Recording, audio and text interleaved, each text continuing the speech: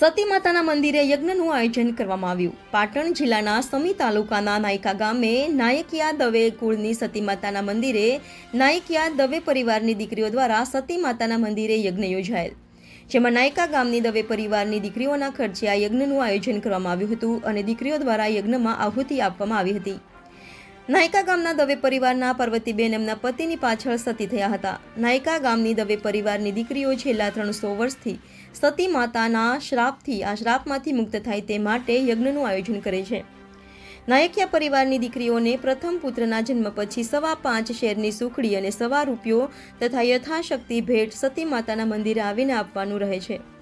હાલમાં સતી માતાના મંદિરના જીર્ણોદ્ધાર દ્વારા કરવાની તાતી જરૂર હોય, જેથી નાયકિયા દવે પરિવારની દીકરીઓએ પોતાનો ફાળો આપી સતી માના આશીર્વાદ મેળવે। Reporter Raju Joshi, Gujarat crime news, Patan.